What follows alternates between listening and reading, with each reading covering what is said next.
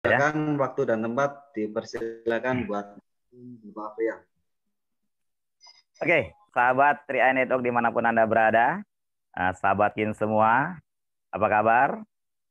Assalamualaikum warahmatullahi wabarakatuh. Salam sejahtera untuk kita semua, salam sehat, salam semangat.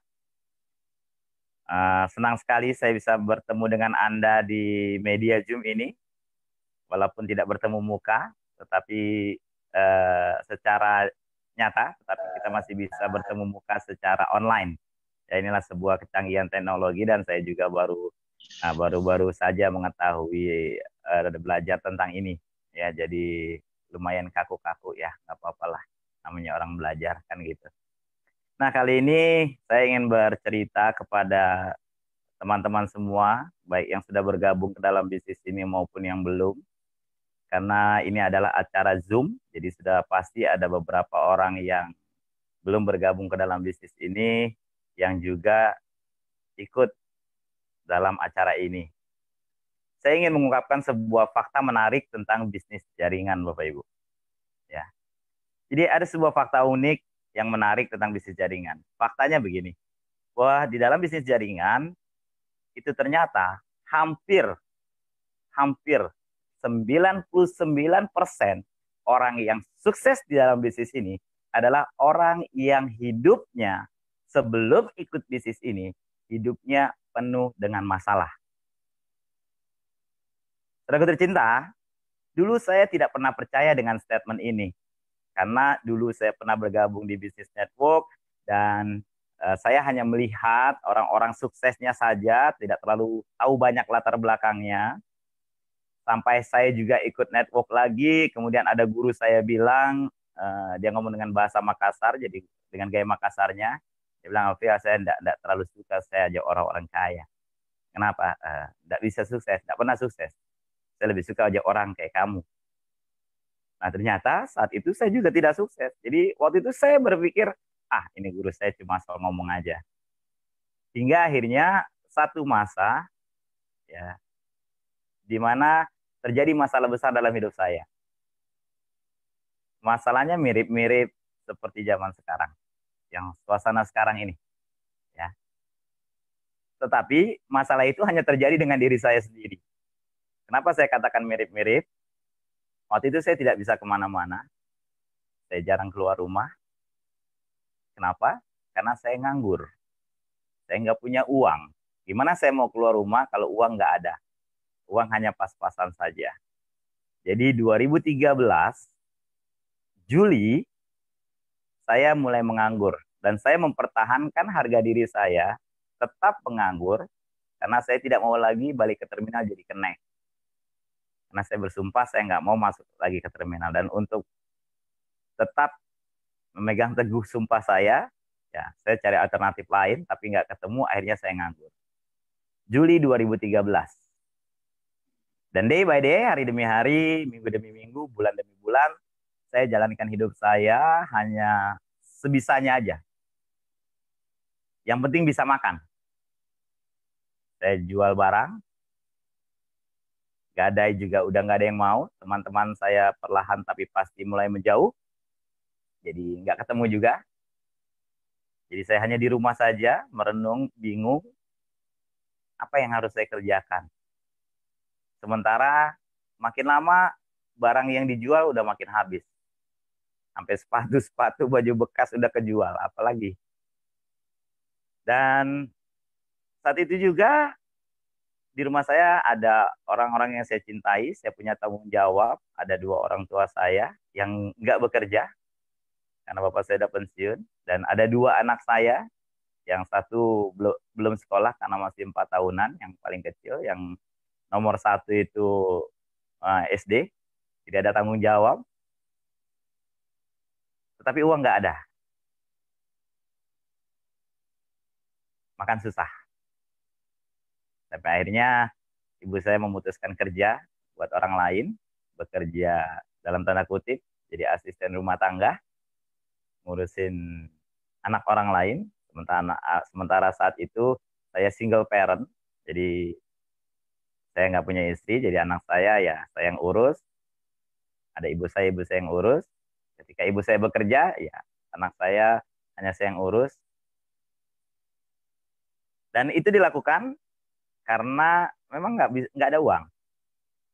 Saya sebagai anak pertama yang saat itu diandalkan untuk bisa memenuhi kebutuhan keluarga, bayar listrik, makan hari-hari, saya nganggur. Jadi nggak ada uang. Akhirnya terpaksa ibu saya dan saya, ya mau nggak mau, harus merelakan. Hingga akhirnya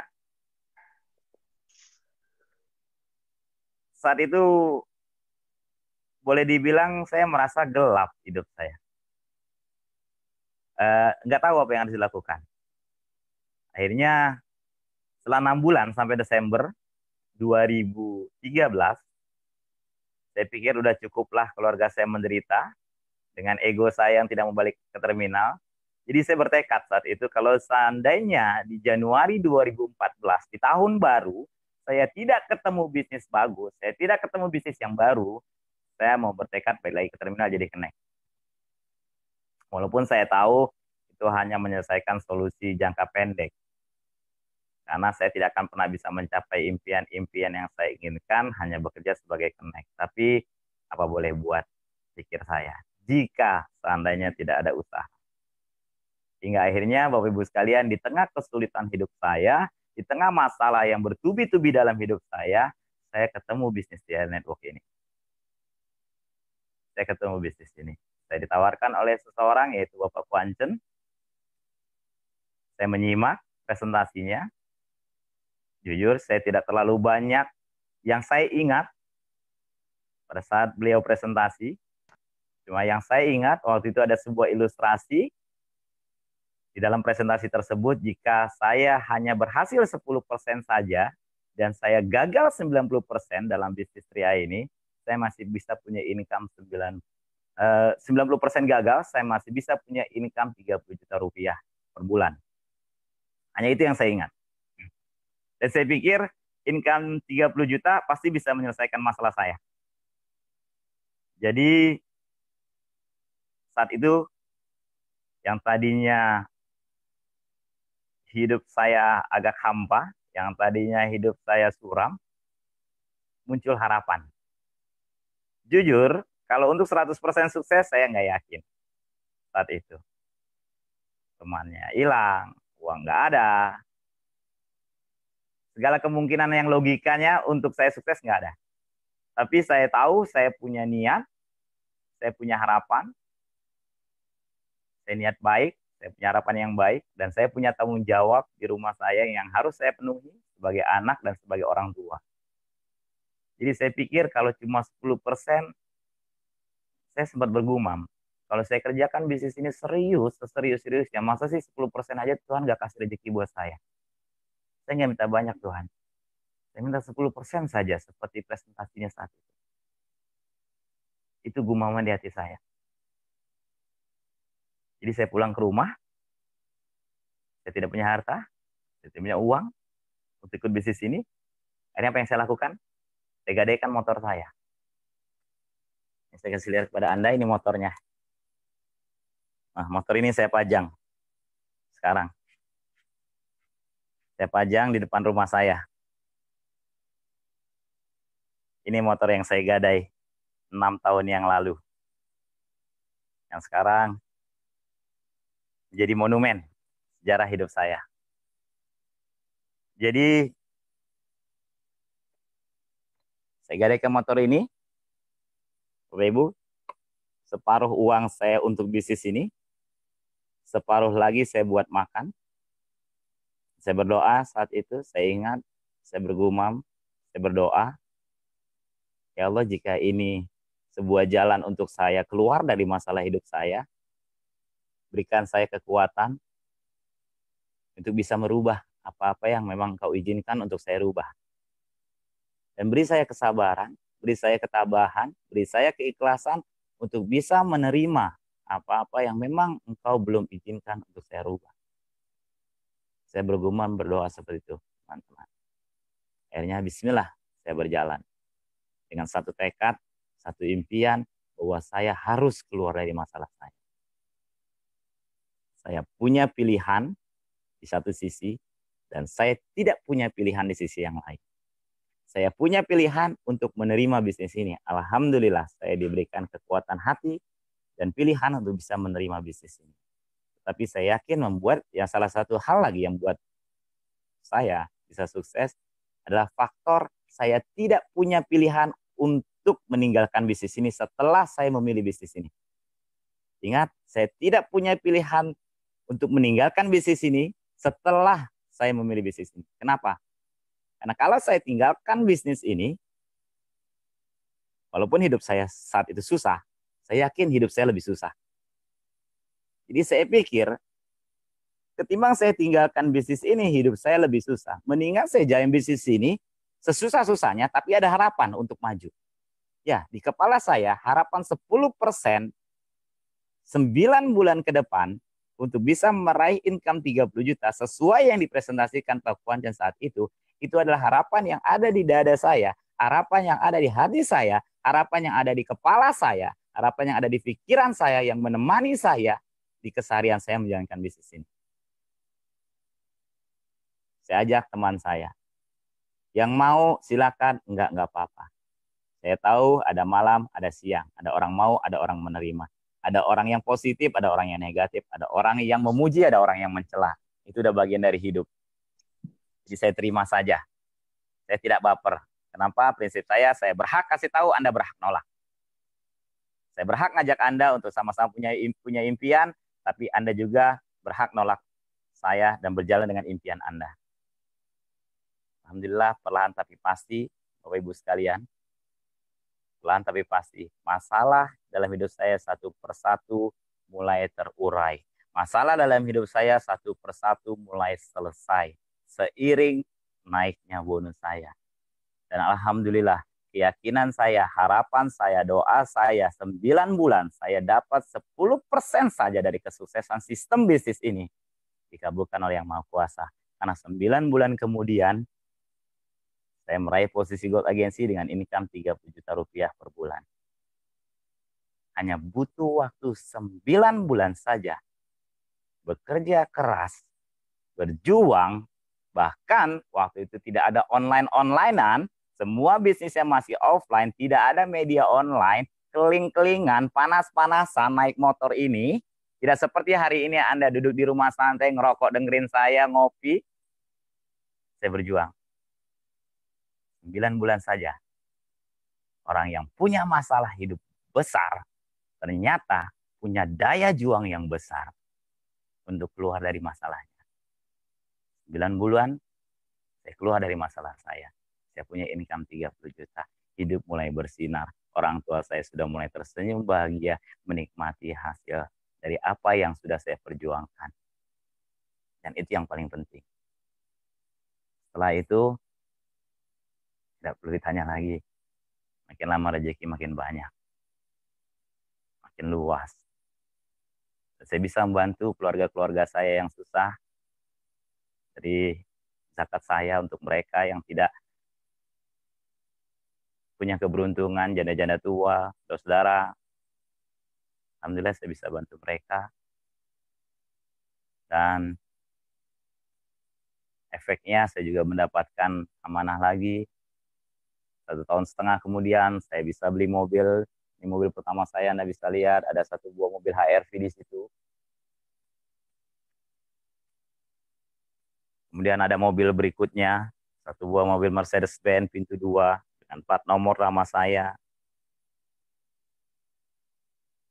Kemudian ada lagi mobil emas saya, mobil kebanggaan saya. Mobil kebanggaan para sahabat Kim, karena nomornya pun, nomor platnya K1M Kim. Yang saat ini menjadi kendaraan hari-hari saya. Ada istri saya tercinta di rumah yang menemani saya, yang mohon maaf saya tidak bisa kasih lihat wajahnya karena lagi nggak pakai jilbab. Ya, saya bisa punya istri, saya bisa punya keluarga. Dulunya susah banget nyari istri karena nggak ada uang. Rumah yang luar biasa. Ada alat musik juga di sini. Jadi apa yang saya ingin katakan, apa yang saya ingin ceritakan kepada Anda, apa yang saya ingin pesankan kepada Anda dari cerita hidup saya ini, Bapak Ibu sekalian. Jadi saya ingin mengatakan bahwa manusia diberikan setidaknya dua kelebihan oleh Yang Maha Kuasa. Kelebihan pertama, manusia diberikan kekuatan untuk memilih. Ya. Jadi keadaan, suasana, situasi itu sama buat semua orang. Hari ini semua orang merasakan hal yang sama seperti yang saya rasakan 6 tahun lalu. 6 tahun lalu hanya sebagian orang yang hidup seperti saya. Tapi hari ini hampir semua orang merasakan hal yang sama, punya masalah yang sama. Tetapi Anda diberikan kekuatan untuk memilih. Apakah Anda mau memilih dalam suasana seperti ini menjadi orang yang galau, menjadi orang yang cemas, menjadi orang yang merasa dunia ini nggak adil, yang merasa Tuhan jahat sama sekali dengan aku, Tuhan nggak adil, atau lain sebagainya, keluhan-keluhan, atau Anda mau memilih, Anda mau keluar dari keadaan seperti ini, semua pilihan tergantung Anda. Yang pertama tadi, pilihan. Yang kedua, manusia diberikan kekuatan beradaptasi. Ya, kemampuan beradaptasi yang Tuhan berikan buat kita. Bapak Ibu sekalian, saya dulu tidak mengenal bisnis asuransi. Saya tidak tahu asuransi, unit link, tabungan, dan sebagainya, bahasa-bahasa yang aneh di dunia ini saya tidak paham. Tetapi saya tahu Tuhan berikan saya kemampuan untuk beradaptasi. Walaupun di awal saya mungkin belum terbiasa. Tapi saya yakin jika saya lakukan terus-menerus, saya mau beradaptasi, tadinya biasa, akhirnya jadi bisa. Dan setelah bisa, makin lama makin ditingkatkan, akhirnya jadi ahli. Dan ingat, hanya seorang ahli yang dibayar mahal. Hari ini pun saya, ketika berbicara dengan Anda, saya sedang beradaptasi. Ya, saya tidak pernah bicara sebanyak ini, selama ini, seserius ini di dunia online. Rata-rata saya hanya bikin video, bercanda, itu aja. Jadi hari ini pun, ini hari saya beradaptasi. Ingat, semua orang diberikan kemampuan beradaptasi. Beradaptasi suasana, lingkungan. Jadi dengan dua hal ini, Anda bisa gunakan untuk merubah hidup Anda ke depan. Anda bisa gunakan untuk membuat keluarga Anda bangga dengan Anda. Anda bisa gunakan bisnis Ria Network yang hari ini Anda lihat sebagai jalan, sebagai sarana untuk merubah hidup Anda jauh lebih baik. Jika saya bisa, kenapa Anda nggak bisa? Kita memiliki Tuhan yang memberikan dua kemampuan tadi untuk kita. Gunakan pilihan dengan bijak. Gunakan kekuatan beradaptasi dengan baik. Sehingga kita bisa lalui segala masalah hari ini. Ingat, akhirnya saya pun bergumam, oh benar kata orang-orang. Benar kata leader-leader besar zaman dulu. Hanya orang yang punya banyak masalah yang bisa sampai ke puncak. Hanya orang yang punya banyak masalah yang bisa sukses di bisnis network. Jadi kalau hari ini Anda memiliki begitu banyak masalah dalam hidup Anda, atau mungkin Anda di PHK, atau mungkin Anda nggak bisa keluar rumah, Anda tidak punya pekerjaan lain, jadikan masalah itu sebagai sebuah bahan bakar untuk Anda terbang sama bisnis Ria Network. Oke, saya Frial Tabrani. Sekian dari saya. Salam sehat, salam semangat, salam tetap penuh harap. Assalamualaikum warahmatullahi wabarakatuh.